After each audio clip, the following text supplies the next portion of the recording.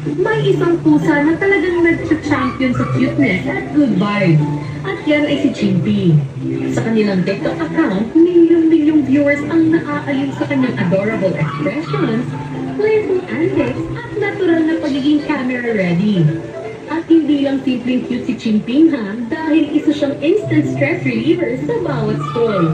Mula sa kanyang funny reactions hanggang sa kanyang sweet and charming moments, kitang-kita kung bakit maraming netizens ang hooked sa kanyang videos. Kaya kung gusto mo ng instant good vibes at daily dose of cuteness, ay kilalanin na natin si Chimping dito sa Wednesday Thursday. At tayo pagi sa ating ang kanyang social media journey, makapituan natin ang third pairing si Mariah Redwin together with her adorable cat na si Chimping. Good morning! Welcome dito sa Rise and Shine Pilipinas. Mariah, isang ano naman dyan whenever you call. Ay, please bigyan sa iyo na. Go ahead, Mariah. Good morning, Rise and Shine Pilipinas. Kumakanta ka ba, Mariah? Medyo po. Medyo. Sige, mga sample tayo. Mariah, paano nagsimula sa Chimping bilang social media star? At kailan nyo na-discover na marami talagang naaliw na netizens at nagmamahal sa kanya online? I uploaded him online kung paano ko siya na-rescue. And I think yung pinaka-highlight sa story niya is yung dumedede siya sa aso. And that's his survival way, being with a mother dog. That's when I realized na maraming naaaliw sa videos niya online. And I see comments na asking for another update.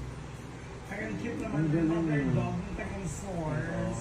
Well, Mariah, ano ba ang pinaka natatanging ugali ni Chimping sa bahay na sa tingin nyo ay dahilan kung bakit sobrang relatable at adorable siya sa ating viewers?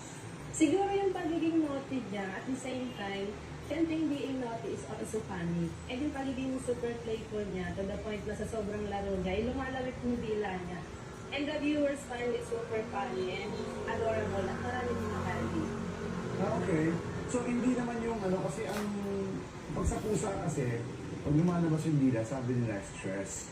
So siguro dahil baka it has something to do dun sa pagiging mother nung, pagiging dog mother nung kinalakihan niya. Pero hindi naman siya stress pag lumalabas yung dila niya. Hindi naman po. Okay. Pero bilang for Pagod parent, lang siya tapos sobrang saya niya kasi. okay, pero paano niyo pinaplano yung ginagawa ni Chimping para maging content? Spontaneous ba ito o talagang meron kayong parang script? Parang meron kayong idea sa pinag-iisipan? Well, some of our contents are created with ideas, but most of these videos are captured spontaneously. So yung created with ideas is yung mga trends online. The rest is on the spot na or yung mga talagang ganap everyday.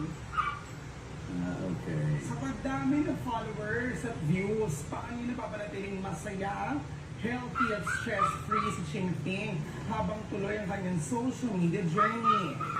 And sharing Chimping's daily update, I only chose contents that resonate with followers and audience. Like yung mga funny and relatable contents. To maintain Chimping stress-free, his contents are done carefully, especially when I needed him or I want him to wear something like clothes. But it has to be done quickly para maiwasan ma-stress yung pusa. Okay. I wonder tuloy, bakit Chimping yung pangalan ng yung adorable cat? So yung name niya is from, galing sa Phil yung Chinese. So yung kasi yung kitten pa siya, mahilig siyang mga dat. So Philio siya, mahilig siya maglaro. Okay, pero ayan, katulad yan, karga-karga mo siya. Paano mo na gagawa yan na nag-stay siya dyan sa'yo na hindi siya umaalis? Kasi iba pusa, pagka matagal na nakadikit sa'yo, umaalis na yan eh.